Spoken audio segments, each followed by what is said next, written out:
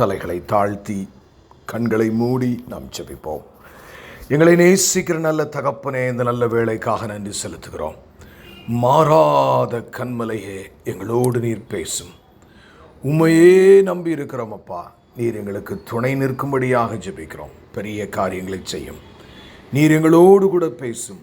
மீட்பெரும் இரட்சகருமாகிய இயேசு கிறிஸ்துவின் மூலம் ஜெபம் கேளும் எங்கள் ஜீவனுள்ள நல்ல பிதாவே, ஆமென். எனக்கு அருமையானவர்களே, இன்றைக்கு நாம் தியானிக்க போகிற ஒரு சின்ன பகுதி, கர்த்தருக்கு முன்பாக பயத்துடனே நடந்து கொள்ளுங்கள். கர்த்தருக்கு முன்பாக பிதா, குமாரன், பரிசுத்த ஆவியானவராகிய தெய்வம், நம்முடைய கர்த்தராகிய இயேசு கிறிஸ்துவுக்கு முன்பதாக பயத்துடனே நடந்து கொள்ளுங்கள். இது கடவுள் நம்ம கொடுத்துருக்கிற ஒரு கட்டளை. அல்லேலூயா, ஆமென். இது மிக முக்கியமான ஒரு கட்டளை பிரியமானவர்களே. இதற்கு ஆதாரமாக ஒரு சிறு வேத பகுதியை வாசித்து நாம் அதற்கு முன்பதாக நாம் செல்லுவோம். ஆழங்களுக்கு முன்பதாக நாம் செல்லுவோம். ஆகவே உங்களுடைய மனதின் அறையை கட்டிக்கொண்டு வேத வசனத்திற்கு உங்கள் இருதயத்தை திருப்பும்படி ஒரு விசை உங்களை நான் தாழ்மையோடு கேட்டுக்கொள்கிறேன். 1 பேதுருவின் புஸ்தகம் 1ஆம் அதிகாரம் 13ஆம் வசனத்தில் இருந்து நான் வாசிக்கிறேன். ஆகையால் நீங்கள் உங்கள் மனதின் அறையை கட்டிக்கொண்டு, 1 பேதுரு 1ஆம் அதிகாரம் 13ஆம் வசனம். ஆகையால் நீங்கள் உங்கள் மனதின் அறையை கட்டிக்கொண்டு, அல்லேலூயா, தெளிந்த புத்தி உள்ளவர்களாயிருந்து இயேசு கிறிஸ்து வெளிப்படும் போது உங்களுக்கு அருளப்படும் கிருபையின் மேலே பூரண நம்பிக்கையுள்ளவர்களாய் இருங்கள். நீங்கள் முன்னே உங்கள் அறியாமையினாலே கொண்டிருந்த இச்சைகளின்படி இனி நடவாமல் கீழ்ப்படுகிற பிள்ளைகளாயிருந்து உங்களை அழைத்தவர் பரிசுத்தராயிருக்கிறது போல நீங்களும் உங்கள் நடக்கைகள் எல்லாவற்றிலும் பரிசுத்தராய் இருங்கள். நான் பரிசுத்தர், ஆகையால் நீங்களும் பரிசுத்தராயிருங்கள் என்று எழுதியிருக்கிறதே. அன்றியும் பட்சபாதம் இல்லாமல் அவனவனுடைய கிரியைகளின்படி நியாயத்திற்கிறவரை நீங்கள் பிதாவாக தொழுது கொண்டு வருகிறபடியால் இங்கே பரதேசிகளாய் சஞ்சரிக்கும் அளவும் பயத்துடனே நடந்து கொள்ளுங்கள். உங்கள் முன்னோர்களால் பாரம்பரியமாய் நீங்கள் அனுசரித்து வந்த வீணான நடத்தையினின்று அழிவுள்ள வஸ்துக்களாகிய வெள்ளியினாலும் பொன்னினாலும் மீட்கப்படாமல் குற்றமில்லாத மாசற்ற ஆட்டுக்குட்டியாகிய இயேசு கிறிஸ்துவின் விலையேறப்பெற்ற இரத்தத்தினாலே மீட்கப்பட்டீர்கள் என்று அறிந்திருக்கிறீர்களே.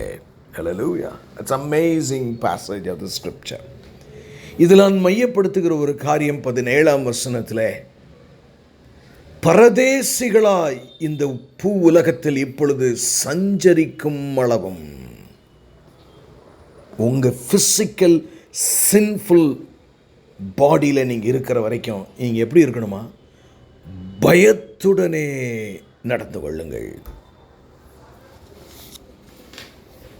இன்றைக்கு 2 காரியங்களை நான் முக்கியப்படுத்தி அதை ஒன்றை மையப்படுத்துகிறேன். உங்களுடைய வாழ்க்கையிலே பிரியமானவர்களே, கர்த்தருக்கு பயப்படுகிற பயம் இருக்கிறதா என்பதை நீங்கள் டெஸ்ட் பண்ணி பார்க்கணும். ஒரு சின்ன பிரச்சனைன்னு ஓடுறோம், டாக்டர்கிட்ட ஓடுறோம், லேபுக்கு ஓடுறோம். எனக்கு சுகர் என்ன இருக்குன்னு டெஸ்ட் பண்ணுங்கள், எனக்கு ப்ரெஷர் எவ்வளோ இருக்குன்னு டெஸ்ட் பண்ணுங்கள், எனக்கு கொலஸ்ட்ரால் எவ்வளோ இருக்குன்னு டெஸ்ட் பண்ணுங்கள். ஏன்னா நம்ம டெஸ்ட் பண்ண வேண்டிய மேட்டரே வேறங்க. அல்லேலூயா. நான் அவைகளெல்லாம் செய்யக்கூடாது என்று சொல்லவில்லை. நான் என் வாழ்க்கையில் தேவன் பரதேசியாய், அவருடைய வருகைக்கு முன்பு இந்த உலகத்திலே பரதேசியாய் வாழ்கிற எனக்கு நான் பயத்துடனே அவரை சேவிக்கிறேனா? இரக்கருமையான தேவஜனமே, இந்த தேவன் எவ்வளவு மகத்துவமானவர் என்பதை மாத்திரம் நாம் இன்றைக்கு கற்றுக்கொள்ளப் போகிறோம். அவர் வானத்தையும் பூமியையும் படைப்பதற்கு முன்பதாக அவர் தேவ தூதர்களை அவர் படைத்திருக்கிறார். ஹல்லேலூயா. வானத்து பூமியும் படைச்சாரு, தேவ தூதர்களையும் படைக்கிறார். இந்த தேவ தூதர்கள் பிரதானமான லூசிஃபர் தன் இருதயத்தில், வாயை கூட திறந்த மாதிரி பைபிளில் சொல்லலை, அவர் இருதயத்தில் ஒரு ஃபிளாஷ் ஆஃப் தாட், நல்ல just imagine, listen to me, ஒரு ஜஸ்ட் ஒரு ஃபிளாஷ் ஆஃப் தாட், நான் இந்த கர்த்தருக்கு மேலாக என் சிங்காசனத்தை உயர்த்துவேனானால் எப்படி தூதர்கள் எல்லாம் என்னை வணங்குவார்கள் என்று ஒரு ஃபிளாஷ் ஆஃப் தாட். அவனோடு 1/3 ஆஃப் அவனுடைய ஏஞ்சல்ஸை அப்படி ஒரு டேபிளில் ஒரு கையை வச்சு எல்லாம் கீழே தள்ளுற மாதிரி he sent them away. ஒரே ஒரு சாதாரண பாவம் என்று எடுத்துக்கொள்ளலாம், இல்லாவிட்டால் பெரிய பாவம் என்றும் எடுத்துக்கொள்ளலாம். Just a flash of a thought. அது மாத்திரமல்ல, மனிதனை அவர் படைக்கிறார். ஒரே ஒரு கட்டளையை தான் அவனுக்கு கொடுத்தார். அந்த ஒரு கட்டளை அவன் மீறினான். இன்றைக்கு வரைக்கும் அந்த சாபம் மனுஷனுக்குள் இறங்கி நிற்கிறது. ஹல்லேலூயா. நான் என் வீட்டை க்ளீன் பண்ண, டாய்லெட்டை க்ளீன் பண்ணிகிட்டு இருக்கும் போது நான் யோசித்தேன், ஆதாம் மாத்திரம் எனக்கு எல்லாரும் நினைக்கிற மாதிரி தான் அன்றைக்கு அவன் கீழ்ப்படிந்திருப்பானால் எதை தொட்டாலுமே கடினமாகத்தான் அது போய்கொண்டிருக்கிற காரியத்தை நீங்கள் உங்கள் வயதுக்கு அதை அறிந்திருப்பீர்கள். anything you touch upon it is hard in this world. காரணம் ஒரே ஒரு காரியத்திற்கு கீழ்ப்படியாமல் போனதுதான்.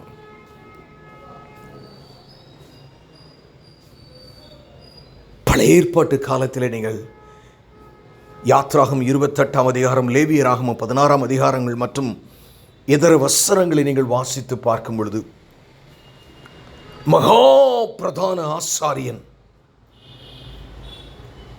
ஆமென், யம் கபூர், மனுஷர்கள் தன் தேசத்து ஜனங்களுடைய பாவத்திற்காகவும் தன்னுடைய பாவத்திற்காகவும் வருஷத்திற்கு ஒரு முறை 7 முறை மகா பரிசுத்த ஸ்தலத்திலே இரத்தத்தை தெளிக்கும்படியாக அவன் புறப்படுவான். எனக்கு அருமையானவர்கள், இன்றைக்கு நம்ம ஏசு ஏசு வாயில் வந்ததெல்லாம் நாம் பேசுகிறோம். ஆனால் யூதர்கள் பழைய ஏற்பாட்டு காலத்தில் இன்றைக்கு வரைக்கும் அப்படித்தான் இருக்கும் என்று நான் நம்புகிறேன். வருஷத்திற்கு ஒரு முறை பிரதான ஆசாரியன், அவன் வஸ்திரம் ஒரு ஆச்சரியமாயிருக்கும். அது என்ன இருக்கும் என்றால், அவனுடைய வஸ்திரத்தின் ஓரங்கள் எல்லாம் ஒரு மணிகள் கட்டப்பட்டிருக்கும். அவன் ஆட்டுக்கடாக்களின் இரத்தத்தை எடுத்துக்கொண்டு குளித்து பரிசுத்தமாகி அவன் மகா பரிசுத்த ஸ்தலத்திற்குள்ளே செல்லும் பொழுது காலிலே ஒரு சங்கிலி இல்லாவிட்டால் கயரை கட்டுவார்கள். எப்படி இருக்குன்னு யோசிச்சு பாருங்க. வேதம் சொல்லுகிறது, மகா பிரதான ஆசாரியன் சாகாதபடிக்கு. அவன் யாரு? அவன் பாவத்துக்காகவும் இஸ்ரவேல் ஜனங்களின் பாவத்திற்காகவும் மன்னிப்பு கேட்கும்படி தேவ சமூகத்துக்குள்ளே அவன் போவான். கவனியுங்கள் பிரியமானவர்களே, வருஷத்திற்கு ஒரு முறை அவனை உட்கார வைத்து அவன் காலை கட்டுவார்கள். அவன் இருதயம் எப்படி துடித்திருக்கும்! ஏதாயிலும் ஒரு பாவம் அவனுக்குள் இருக்குமானால் தேவ மகிமை,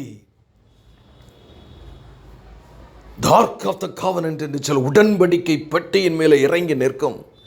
அது கிட்ட அவன் வரும் பொழுது அவன் ஒருவேளை பாவத்தோடு வருவானால் அந்த ஸ்பாட்லே செத்துருவாங்க. ஜனங்கள் வெளியே ஆராதித்துக் கொண்டிருப்பார்கள். ஆனால் அந்த மணியின் ஓசை கேட்கிற வரைக்கும் அவர்கள் ஒன்றும் செய்ய மாட்டார்கள். அந்த மணியின் ஓசை ஓய்ந்து போய் ஒன்றுமே இல்லாமல் ஒரு அரை மணி நேரம் 1 மணி நேரம் இருக்குமானால் அவன் செத்து விட்ட, யாரும் திருப்பி உள்ள போக முடியாது. போனால் எல்லாரும் செத்துருவான். அந்த கயரையோ சங்கிலியை பிடித்து வெளியே எழுப்பார்கள். எனக்கு அருமையான தேவஜனமே, இந்த இஸ்ரவேலின் தேவனை போல மகிமையும் உன்னதமானவர் பூமியில் இல்லை, உலகமெங்கிலும் இல்லை. அவர் மகா பயங்கரமும் பரிசுத்தமான தேவன். He is not an ordinary God. Let us not play with our problems with Almighty God. என்னென்னமோ ஏசுகிறார்கள் இன்றைக்கு. ஒரு வாரம் ஜெபம் கேட்கப்படலைன்னா இயேசு கிறிஸ்து வாங்குற வையுக்கு அளவே இல்லை. ஏதோ ஒரு சாதாரணமான கிள்ளுக்கீரை இயேசுவை போல இன்றைக்கு அநேகர் பாவிக்கிறதை பார்க்கிறோம். எப்படி இருந்திருக்கும் என்று பாருங்க. ஆரோனுடைய 2 குமாரர்களும் ஒரே இடத்தில் செத்தார்கள் பிரியமானவர்களே. Do you know why?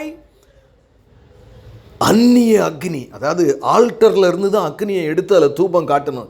இவங்க பயங்கரமாக நாங்கள் டிஃப்ரெண்ட்டாக பண்ணுறாங்க. இன்றைக்கி கிறிஸ்மஸ் கொண்டாடுறோம்ல, டிஃப்ரெண்ட்டாக கிறிஸ்மஸ் தாத்தா எங்கெங்கேயோ போயிடுச்சு. இயேசுவை விட்டுட்டு எங்கெங்கேயோ இன்றைக்கி போய் கொண்டிருக்கிறோம். அந்நிய அக்னியை கொண்டு வந்தார்கள். ஸ்பாட்லேயே ஆரோனின் கண்களுக்கு முன்பதாக 2 குமாரர்களையும் கொண்டு மோசே சொல்ற, நீ அழக்கூடாதுங்கிறாரு. Do not cry for them. Do not weep or mourn for them. They have done something terribly wrong in my presence. எப்படிப்பட்ட பயங்கரமும் பரிசுத்தமுள்ள தேவன் என்று பாருங்கள் பிரியமானவர்களே. அவருக்கு நாம் பயப்படுகிற பயம் நமக்கு இருக்கிறதா?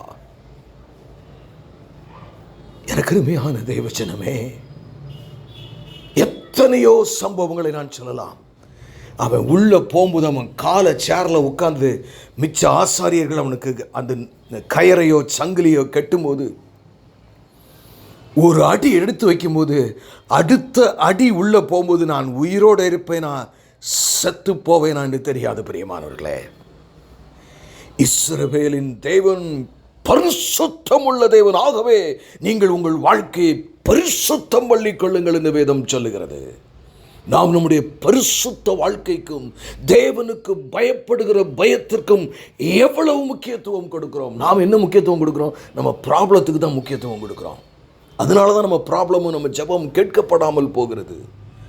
அவர் சொல்லுகிற அவருக்கு பயப்படுகிற பயத்திற்கும் பரிசுத்தத்திற்கும் நாம் முக்கியத்துவம் கொடுப்போமானால், அப்படியே நம்ம என்ன சொல்லிடுறோம்? நியூ டெஸ்ட்மெண்ட் கிருபையின் காலம், அதெல்லாம் ஓல்ட் டெஸ்ட்மெண்ட்டுங்க, அதெல்லாம் எங்களுக்கு தேவையா?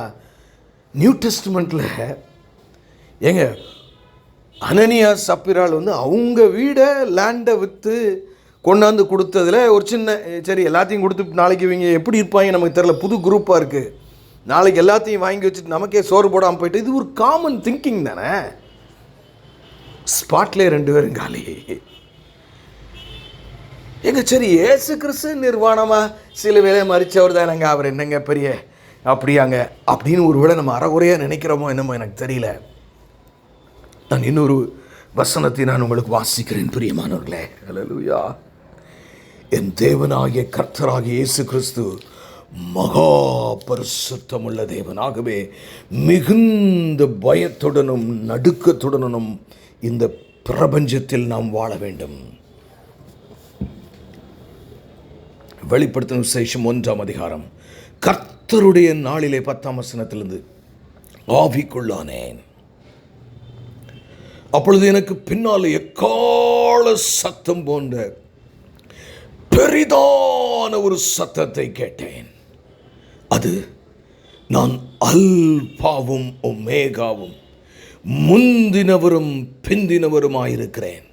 நீ காண்கிறதை ஒரு புஸ்தகத்தில் எழுதி ஆசியாவில் இருக்கிற எபேசு, சிமிர்னா, பெர்கமு, தயத்தீரா, சர்த்தை, பிலதெல்பியா, லவோதோக்கியா என்னும் பட்டணங்களில் உள்ள 7 சபைகளுக்கும் அனுப்பு என்று விளம்பினது. அப்பொழுது என்னுடனே பேசின சத்தத்தை பார்க்க திரும்பினேன். என பின்னாடி இருந்து கேட்குது. திரும்பின போது 7 பொன் குத்து விளக்குகளையும் அந்த 7 குத்து விளக்கின் மத்தியிலே நிலையங்கி தரித்து மார்பருகே பொற்கச்சையை கட்டியிருந்த மனுஷகுமாரனுக்கு ஒப்பானவரை கண்டேன். அவருடைய சிரசும் மயிரும் வெண் பஞ்சை போல உறைந்த மழையை போலும் வெண்மையாயிருந்தது. அவருடைய கண்கள் அக்னி ஜுவாலையை போல இருந்தது. நம்ம இன்றைக்கி எல்லாமே பார்த்தீங்கன்னா நீங்கள் ஆட்டோமேட்டிக் இன்டெலிஜென்ஸில் படத்தை போட்டு பாருங்கள், பிசாசு படம் தான் கண் ரத்தமாக காட்டுவாங்க. ஏசாமி கண் அப்படி இருக்குங்க. அல்லேலூயா. அவருடைய பாதங்கள் உலைக்களத்திலே காய்ந்த பிரகாசமான வெண்கலம் போல் இருந்தது.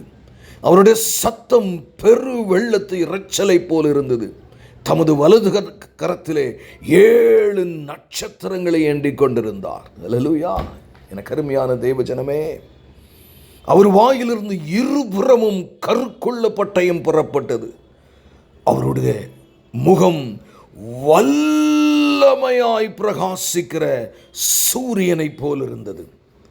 நான் அவரை கண்டபொழுது செத்தவனை போல் அவருடைய பாதத்தில் விழுந்தேன். Not a friends. The God of the Old Testament and the God of the New Testament is the same Jesus. The same Yahweh.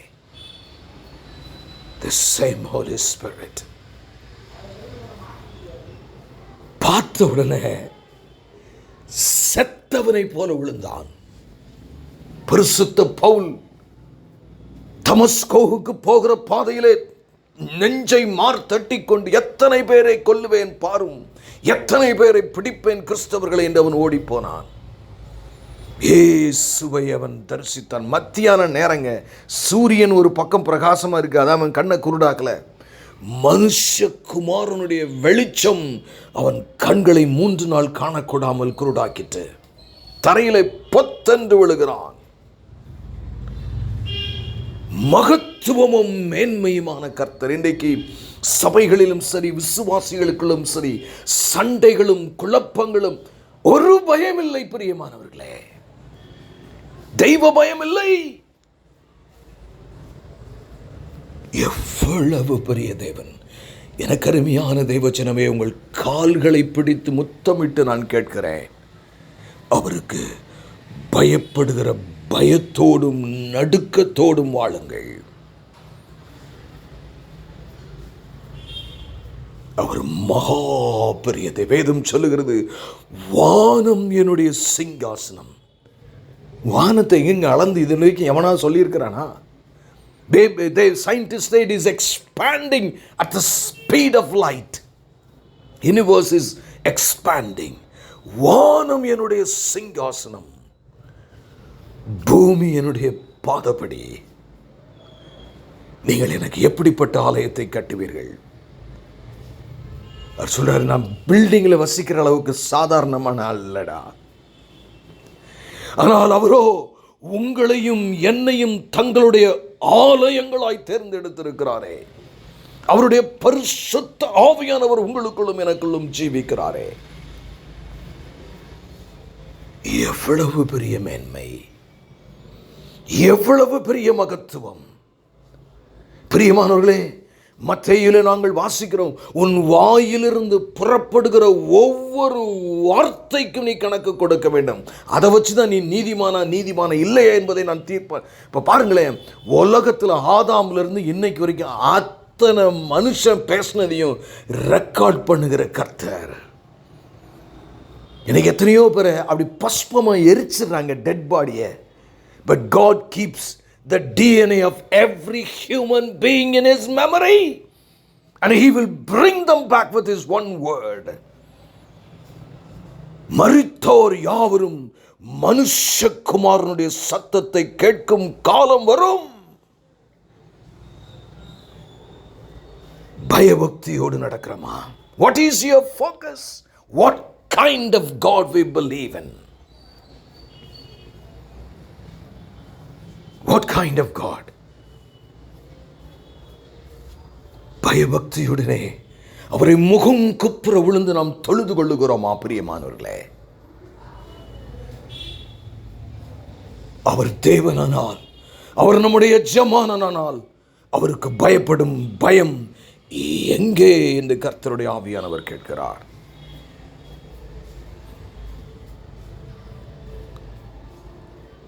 நிறைய முறை நம்ம பார்த்தோன்னா, நம்ம சரீரம், நம்ம நாக்கு, என்னுடைய எமோஷன், நான் தான் அதை. Of course we all fail, including me. But are we repenting? மனம் திரும்புகிறோமா பிரியமானவர்களே? இந்த தெய்வத்தை குறித்து பிரசங்கிக்கிற தகுதி என்னிடத்தில் இல்லை என்று நான் நினைக்கிறேன். அவர் மகா பரிசுத்தம் உள்ள தேவன். இங்க ஒரு ஃபிளாஷ் ஆஃப் அ தாட்டுக்கு கம்ப்ளீட்டா நரகத்திற்கு கொண்டு வருகிறாரே. ஒரே ஒரு கமாண்டை கொடுத்து இன்றைக்கு வரைக்கும் அந்த கீழ்ப்படியாதவன் பாவம் நம்மேல் இருக்கிறதே.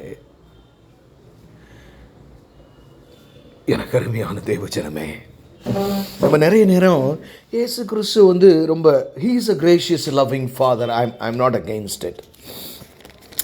எனக்கு அருமையானவர்களே, அவர் சொல்றாரு, ஆமென், உன் கிரியை, அதாவது தியேத்திரா சபைக்கு எழுதும்போது அவர் எழுதுறார் வெளிப்படுத்தின விசேஷத்தில், அவள் மனம் திரும்பும்படிக்கு ஆகிலும் உன் பேரில் எனக்கு ஒரு குறையுண்டு, என்னவென்றால் தன்னை தீர்க்கதரிசி என்று சொல்லுகிற யெசபேல் என்னும் ஸ்திரியானவள் என்னுடைய ஊழியக்காரர் வேசித்தனம் பண்ணும் விக்கிரங்களுக்கு படைத்தவைகளை புசிக்கவும் அவர்களுக்கு போதித்து அவர்களை, ஏதோ போதகத்தில் ஒரு சின்ன சேஞ்சு என்ன, அவர்களுடைய வஞ்சிக்கும்படி நீ அவர்களுக்கு இடம் கொடுக்கிறாய். எப்படி போதகத்தில் தப்பாக பண்ணுறாங்க, அவங்களுக்கு இடம் கொடுக்குறாரு. இன்றைக்கி போதகத்தில் தப்பாக பண்ணுறவங்களுக்கு தான் இடமே, உண்மையாக போதகம் பண்ணுறவங்களுக்கு இடமே இல்லை. அவர்கள் மனம் திரும்பும்படியாய் அவர்களுக்கு தவணை கொடுத்தேன். நம்ம ஏசப்பாங்க தன் வேசித்தன மார்க்கத்தை விட்டு மனம் திரும்ப அவளுக்கு விருப்பமில்லை. இதோ நான், கவனிங்க, அவளை கட்டில் கடையாக்கி அவளோடு விபச்சாரம் செய்தவர்கள் தங்களுடைய கிரியைகளை விட்டு மனம் திரும்பாவிட்டால் அவர்களை மிகுந்த உபத்திரவத்திலே தள்ளி அவர்களுடைய பிள்ளைகளையும் கொல்லவே கொல்லுவேன். அப்பொழுது நானே உள்ளிந்திரியங்களையும் இருதயங்களையும் ஆராய்ந்து பார்க்கிறவர் என்று எல்லா சபைகளும் அறிந்து கொள்ளும். அன்றியும் உங்களில் ஒவ்வொருவனுக்கும் உள்ள கிரியைகளின்படியே பலன் அளிப்பேன். அல்லேலூயா. பரிசுத்தமுள்ளவர் உங்கள் வாழ்க்கையை பரிசுத்தமாக வாழ்கிறதற்கு அர்ப்பணித்து விட்டீர்களா பிரியமானவர்களே? Are your ideologies, I will seek God that he might bless me. நான் தேவனை தேடுவேன், ஏதாவது ஒரு வழியிலே கொஞ்சம் காசுகளை கூட கொடுக்கட்டும் என்பது இந்த bonus. It's all it will definitely happen. உங்களை ஒன்றும் பிச்சைக்காரனாவோ பணம் இல்லாதவனோ விடவே மாட்டாருங்க. These are all bonus. But முதலாவது அவருடைய ராஜ்யத்தை நிலை நாட்டுகிறவர்களாக இருக்க வேண்டும். நான் மீண்டும் அந்த வசனத்திற்கு எனக்கு நேரம் இல்லாதபடியினால் இதில் நான் முடித்துக் கொள்கிறேன். இன்னும் அநேக வசனங்களை நான் அதை வாசிக்க வேண்டும் என்று நினைத்தேன், எனக்கு நேரமில்லை.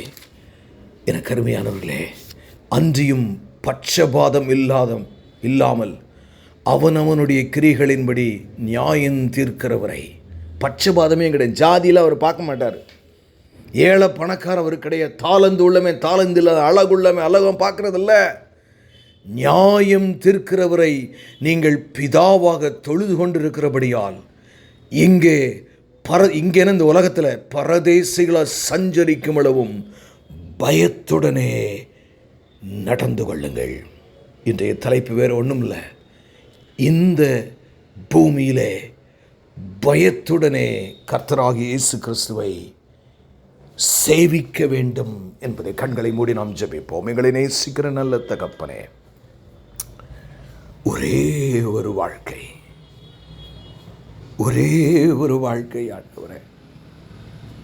ஆண்டவரே, எங்கள் கூடாரங்களில் நீர் வாசம் பண்ணுகிறீர். எங்களை ஆசாரியர்களாகவும் ராஜாக்களாகவும் அபிஷேகித்திருக்கிறேன். நான் பரிசுத்தராயிருக்கிறது போல நீங்களும் பரிசுத்தராயிருங்கள் என்று சொன்னேன். ஆண்டவரே, எங்களுக்கு எல்லாரையும் மன்னிக்க உதவி செய்யுங்க. எல்லோரும் மேலேயும் ஆண்டவரே, நாங்கள் அக்கறையும் அன்பும் உள்ளவர்களாயிருக்க உம்முடைய வசனத்தின்படி வாழ்கிறவர்களாக எங்கள் திருப்புங்கப்பா. எங்களையே ஆண்டவரே, இன்னைக்கு ஒன்று தான் நாங்கள் உங்கள்கிட்ட கேட்குறோம். உமக்கு பயப்படுகிற ஒரு பயபக்தியை எங்களுக்கு தாங்க. தேவனுக்கு பயப்படுகிற பயம், இந்த வார்த்தையை எந்த வடிவில் யார் எங்கு கேட்டாலும் அவருடைய இருதயத்திற்குள் இது இறங்கி நிற்கும்படியாக கர்த்தரையாகிய பிதாவாகிய தேவனிடத்தில் கர்த்தராகிய இயேசு கிறிஸ்துவின் மூலமாய் பரிசுத்த ஆவியின் துணையோடு வேண்டிக் கொள்கிறேன். எங்கள் ஜீவனுள்ள நல்ல பிதாவே. ஆமேன், ஆமேன், ஆமேன்.